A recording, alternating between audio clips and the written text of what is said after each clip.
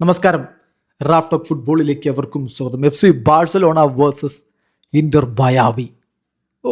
ആ ഒരു പോരാട്ടം, ലയണൽ മെസ്സി വിടവാങ്ങൽ പോരാട്ടം എന്ന രൂപത്തിൽ ക്യാമ്പ് നൗവിൽ കളിക്കുക.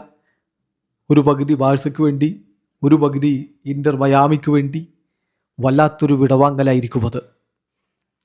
അങ്ങനെ ഒരു കളി വാഗ്ദാനം ചെയ്തിരിക്കുന്നു ഹോർഗെ മാസ് ലയണൽ മെസ്സിക്ക്. അദ്ദേഹം തന്നെ ആ കാര്യം തുറന്നു പറയുന്നുണ്ട്. ഇനി അതെന്ത് നടക്കുമെന്ന് മാത്രമാണ് അറിയേണ്ടത്. മെസ്സിയോട് വാഗ്ദാനം ചെയ്തതൊക്കെ ഓരോന്നായിട്ട് നിറവേറ്റിക്കൊണ്ടിരിക്കുകയാണ് ഹോർഗെ മാസ്. ഇന്റർ മയാമിയുടെ കോ ഓണർ.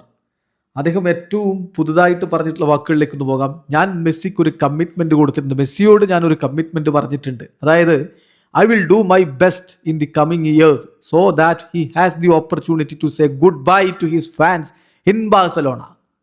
ബാഴ്സലോണയിൽ അദ്ദേഹത്തിൻ്റെ ഫാൻസിനോട് അദ്ദേഹത്തിന് നല്ല രൂപത്തിലൊരു ഗുഡ് ബൈ പറയാനുള്ള അവസരം ഒരുക്കാമെന്ന് ഞാൻ അദ്ദേഹത്തോടൊരു കമ്മിറ്റ്മെൻറ്റ് ചെയ്തിട്ടുണ്ട്. And we will hold a match of some kind. അത് ഒരു തരത്തിലുള്ളൊരു മത്സരം, അതായത് ഈ പറയുന്ന പോലെ ഒരു വിടവാങ്ങൽ മത്സരം, ഒരു പ്രദർശന മത്സരം പോലെ നടത്തും എന്ന് ഹോർഗെ മാസ് ഉറപ്പിച്ചു പറയുന്നു. അതാ പറഞ്ഞ ആരാധകർക്ക് അതൊരു വലിയ സന്തോഷമായിരിക്കും. ബാഴ്സയുടെ തലപ്പത്തുള്ളവർക്കും അതിന് താല്പര്യമുണ്ട്. അത് പലവട്ടം നമ്മൾ കണ്ടതാണ്. പക്ഷേ മെസ്സി അത്തരത്തിലൊരു നീക്കവുമായിട്ട് അങ്ങോട്ടേക്ക് ചെന്നിട്ടില്ല എന്നുള്ളതാണ് യാഥാർത്ഥ്യം. നിങ്ങളൊന്ന് ഓർത്ത് നോക്കിയാൽ മതി. ക്യാമ്പ് നൗവിൽ മെസ്സി വിസിറ്റ് ചെയ്തു എന്ന് പറഞ്ഞത് മാത്രം, മെസ്സി ഒന്ന് വന്നു പോയത് മാത്രം എത്രത്തോളം വലിയ വാർത്തയായിട്ട് മാറി എന്നുള്ളത്, അത് ബാഴ്സ ആരാധകർക്ക് എന്തൊരു ഉണർവേകി എന്നുള്ളത്.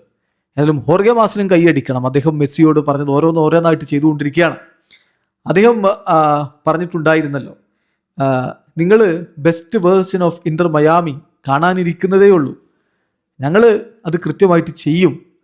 മെസ്സിയോട് അത്തരത്തിലുള്ളൊരു കമ്മിറ്റ്മെൻ്റ് ഉണ്ട് എന്ന് അദ്ദേഹം പറഞ്ഞത്. ഇപ്പോൾ നോക്ക്, ഈ ട്രാൻസ്ഫർ വിൻഡോയിൽ അവർ സൈൻ ചെയ്തിരിക്കുന്ന താരങ്ങൾ, മിക്കായലിനെ സാൻഡോസിൽ നിന്ന് കൊണ്ടുവന്നു, ഫെക്കുണ്ടോ മോഡയെ കൊണ്ടുവന്നു, സെർജിയോ റെഗോയിലിനെ കൊണ്ടുവന്നു, അതുപോലെ ഡെയിൻ സെൻക്ലെയറിനെ കൊണ്ടുവന്നു, ഡേവിഡ് അയാളയെ കൊണ്ടുവന്നു, ഡീബോളിനെ നേരത്തെ കൊണ്ടുവന്നു, ഇപ്പോൾ സ്ഥിരമാക്കി, ജെർമൻ ബെർട്യോമിനെ കൊണ്ടുവന്നു, അല്ലൻഡയെ സ്ഥിരമാക്കി. സോ ടീമിനെ ശക്തിപ്പെടുത്തിയിട്ടുണ്ട്.